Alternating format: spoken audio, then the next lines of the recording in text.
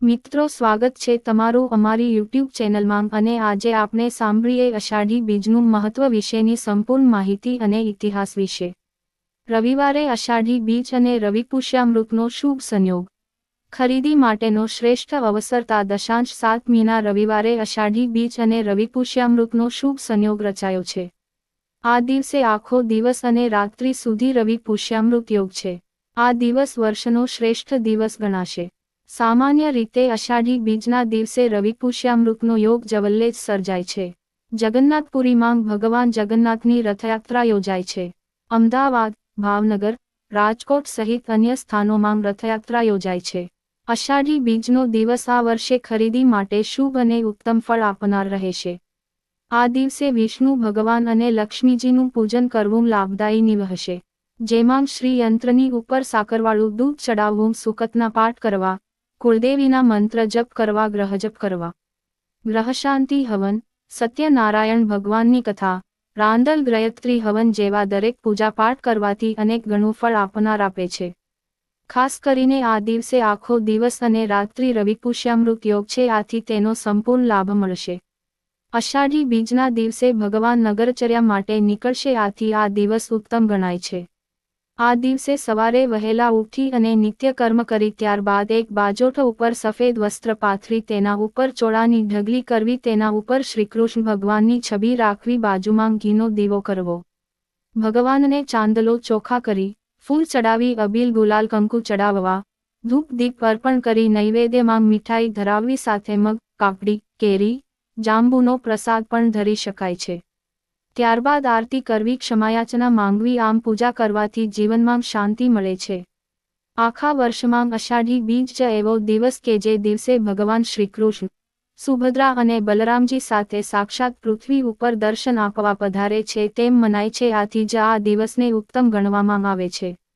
આ દિવસે ભગવાન નગરચર્યામાં નીકળશે અને લોકોને દર્શન આપશે। અષાઢી બીજના દિવસે કચ્છી લોકોના નવા વર્ષનો પ્રારંભ થશે। આ દિવસે કચ્છી લોકો એકબીજાના ઘરે જઈ નૂતન વર્ષાભિનંદન કરશે। આ દિવસે સોના ચાંદીની ખરીદી કરવી, પૂજાના સામાનની ખરીદી કરવી, નવા વાહનની ખરીદી કરવી, જમીન મકાન દુકાનના સોદા કરવા, ઉદ્ઘાટન કરવું શુભફળ આપનાર બનશે।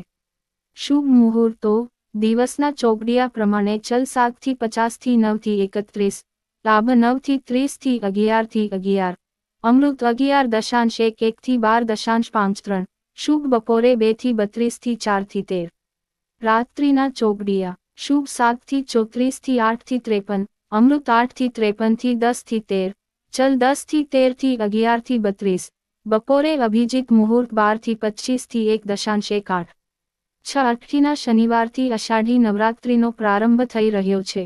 અષાઢી નવરાત્રિ ગુપ્ત નવરાત્રિ કહેવામાં આવે છે।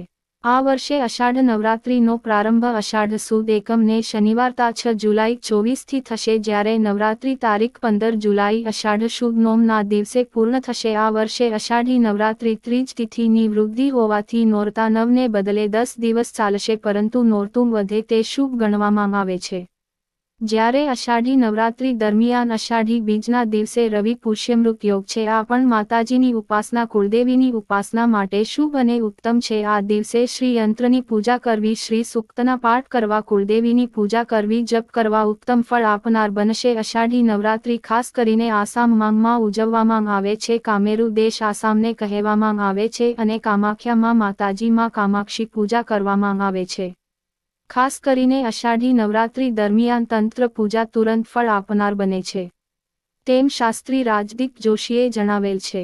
ગુપ્ત નવરાત્રિની 10 દેવીઓના નામો નીચે મુજબ છે, જેમાં માતા કાલિકા, તારાદેવી, ત્રિપુર સુંદરી, માતા ભુવનેશ્વરી, માતા છિન્નમસ્તા, માતા ત્રિપુર ભૈરવી, માધુ માવતી, માતા બગલામુખી, માતા માતંગી, માતા કમલાદેવી વગેરે ગુપ્ત નવરાત્રિના 10 મહાવિદ્યાઓની પૂજા કરવામાં આવે છે।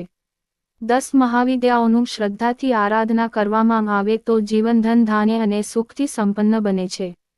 શાસક કે રાજવીને તેમના વહીવટકારો, અગ્રણીઓ, મહાજનો, શ્રેષ્ઠીઓ ભેટ સોગાદ તેમના ચરણમાં મૂકી વંદન કરે। રાજ્યની કચેરીઓ, શાળાઓમાં સાકરના પડા વહેંચાય।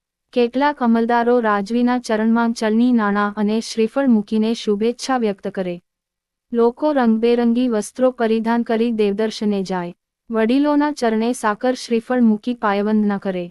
મંદિરોમાં મળસ્કે મંગળા આરતી ગાજી ઉઠે નોબત અને ઘંટારવનો નાદ તો દૂર સુધી સંભળાય. દરિયાકાંઠે વસનારા નાવિકો પોતાના વહાણોને શણગારે. અષાઢી બીજે દરિયાદેવનું અક્ષત, ચંદન, પુષ્પથી પૂજન કરી શ્રીફળ વધેરે.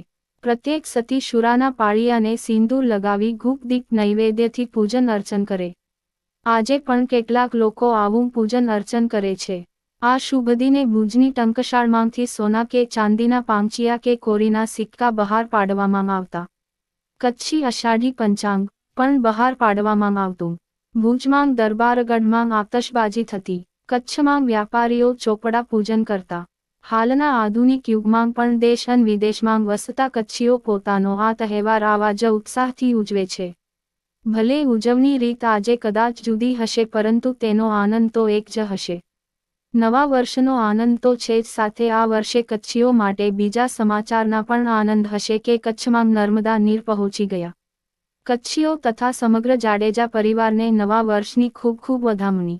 આ છે અષાઢી બીજ અને રથયાત્રાનું આગવું મહત્વ અને મહાત્મ્ય. એકવાર જરૂર વાંચવા અને જાણવા જેવું. ભારતીય સંસ્કૃતિમાં હિન્દુ તહેવારોનું વધુ મહત્વ છે. અષાઢ મહિનાની શરૂઆત પણ તહેવારથી થાય અને અંત પણ તહેવારથી આવે છે.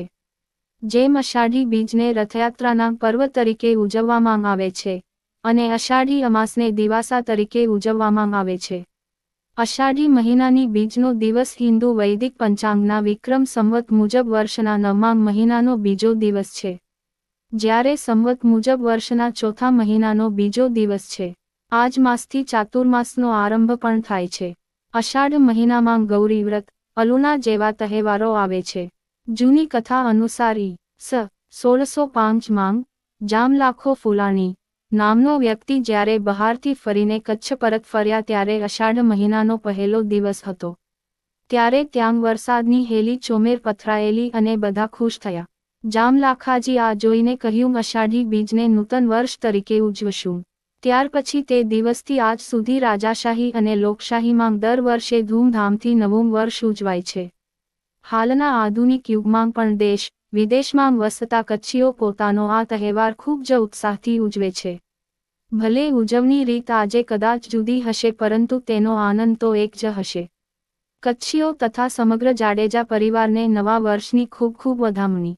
કૃષ્ણની કથા અનુસાર એકવાર દ્વારકામાં ભગવાન શ્રીકૃષ્ણ રાત્રિ દરમિયાન સૂઈ રહ્યા હતા. નજીકમાં જ રૂકમણી પણ સૂઈ ગયા હતા. નિદ્રામાં શ્રીકૃષ્ણે રાધાના નામનું ઉચ્ચારણ કર્યું. આ સાંભળીને રૂકમણી અચંબિત થઈ. સવાર થતાં જ રૂકમણીજીએ આ વાત અન્ય પટરાણીઓને કહી અને કહ્યું કે આપની આટલી સેવા, પ્રેમ અને સમર્પણ પછી પણ સ્વામી રાધાને યાદ કરવાનું ભૂલતા નથી. ભગવાન કૃષ્ણ તેમના ભાઈ ભગવાન બલરામ સાથે દ્વારકાની બહાર ગયા હતા. ત્યારે કૃષ્ણ ભગવાનની 16,108 રાણીઓએ માતાને પૂછ્યું કે અમે કૃષ્ણ ભગવાનની આટલી સેવા કરીએ છીએ છતાં શ્રીકૃષ્ણજી દિવસમાં રાધાનું નામ જ લે છે. ત્યારે માતા બોલ્યા, જો કૃષ્ણ અને બલરામ રાજમહેલમાં ન પ્રવેશે તો હું કહું. ત્યારે રાણીઓએ આ માટે સુભદ્રાને દરવાજાની બહાર ધ્યાન રાખવા ઊભા રાખી, તેથી આવે તો જાણ કરે અને કહ્યું કે કોઈને અંદર પ્રવેશ કરવા ન દેતા. પછી માતાએ કથા ચાલુ કરી. સુભદ્રા દરવાજા પર કાન રાખીને અંદરની કથા સાંભળવા લાગ્યા. ત્યારે કૃષ્ણ અને બલરામ પાછા આવ્યા તો એમણે જોયું કે સુભદ્રા દરવાજા પર કાન રાખીને ઊભા છે.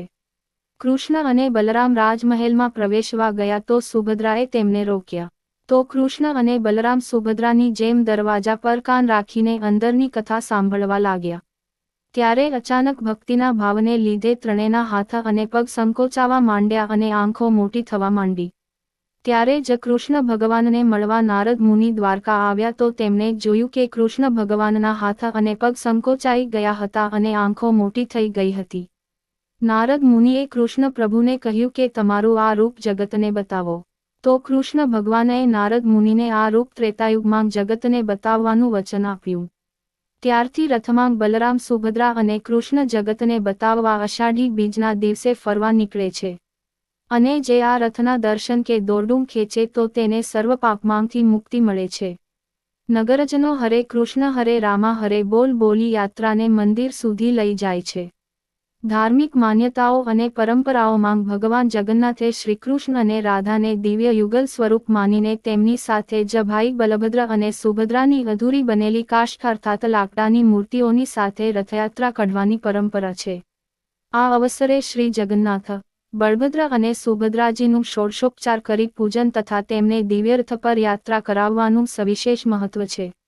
જે ભક્ત ભગવાનના રથનું દોરડું ખેંચે છે, ભગવાન જગન્નાથ તેના જીવનનું દોરડું ખેંચે છે. સર્વધર્મ સંભાવથી થયેલો ભક્તવૃંદ આ રથયાત્રામાં ભાગ લે છે. ગાડાઓમાં ખેડૂતો વાવણી કરી ઉમંગ અને આસ્થાપૂર્વક આ પર્વ ઉજવે છે. અને પૌરાણિક મહત્વ છે. આ પાવન પર્વમાં મોટી સંખ્યામાં ભક્તો વાદ્ય યંત્રોની સાથે વિશાળ રથોને દોરીથી ખેંચે છે. આ પવિત્ર દિવસે ભગવાન શ્રી રથયાત્રાનો આરંભ રથની સામે સોનાના ઝાડુ હલાવીને અને સાથે જ વિધિવિધાન અને મંત્રોચ્ચાર સાથે કરાય છે. માન્યતા છે કે રથયાત્રાને એકબીજાના સહયોગથી ખેંચાય તો મોક્ષની પ્રાપ્તિ થાય છે. આવી રીતે માસીના ઘરે રહે છે ભગવાન જગન્નાથ. પહેલા ભાઈ બલભદ્રનો રથ, પછી બહેન સુભદ્રાનો રથ અને છેલ્લે ભગવાન જગન્નાથનો રથ હોય છે. લોકો તેને શ્રદ્ધા સાથે યાત્રા દરમિયાન આગળ વધારે છે. રથયાત્રા બાદ મંદિરમાં ભગવાન એક અઠવાડિયા સુધી રહે છે. અહીં તેમની પૂજા અર્ચના કરાય છે. માસીના ઘરે ભગવાનને અનેક સ્વાદિષ્ટ પકવાનનો ભોગ ધરાવાય છે. અહીં ભગવાન જગન્નાથ બીમાર પડે છે તો તેમને પથ્યનો ભોગ લગાવાય છે અને તે સાજા થાય છે. આવી છે કથા. જ્યારે ભગવાન જગન્નાથ માસીના ઘરે રહે છે ત્યારે ભગવાન જગન્નાથને શોધીને લક્ષ્મીજી મંદિરમાં આવે છે અને મંદિરના દરવાજા બંધ કરી દેવાય છે. જેના કારણે લક્ષ્મી નારાજ થઈ જાય છે અને સાથે રથના પૈડા તોડી દે છે. આ પછી તેઓ પુરીના એક મંદિરમાં જઈને સ્થિત થઈ જાય છે. ભગવાન લક્ષ્મીજીને મનાવવા જાય છે અને તેમની માફી માંગે છે. અનેક ભેટ આપીને તેમને ખુશ કરવાની કોશિશ કરે છે. માન્યતા છે કે જે દિવસે ભગવાન જગન્નાથ લક્ષ્મીજીને મનાવી દેશે તે દિવસને વિજયાદશમી કહેવાય છે. આ 9 દિવસ પૂરા કરીને ભગવાન જગન્નાથ મંદિરમાં પરત ફરે છે. 9 દિવસ સુધી ચાલે છે આ રથયાત્રાનો ઉત્સવ, જેમાં લાખો ભક્તો સામાન્ય રીતે જોડાતા હોય છે અને આ સિવાય અખાડા સહિતના અનેક કરતબો આકર્ષણનું કેન્દ્ર બને છે. આવા હોય છે રથ અને તેના કલર સાથેની ખાસ વાતો. સુભદ્રાજીનો રથ કાળા અને ભૂરા કલરનો હોય છે. ભાઈ બલરામનો રથ લાલ અને લીલા રંગનો હોય છે. જગન્નાથના રથની વિશેષતા એ છે કે તે અલગ અલગ રંગનો અને ઊંચાઈ સૌથી વધારે હોય છે. ભક્તોને અપાય છે ખાસ પ્રસાદ. આજના દિવસે ભક્તોને જાંબુ અને મગનો ખાસ પ્રસાદ પણ વહેંચવામાં આવે છે. મિત્રો, આ કહાની સારી લાગી હોય તો લાઈક કરીને શેર કરજો અને ચેનલને સબસ્ક્રાઇબ કરવાનું ન ભૂલતા. અને હવે ફરી મળીશું એક નવી કહાનીની સાથે. ત્યાં સુધી જય શ્રી કૃષ્ણ, જય દ્વારકાધીશ.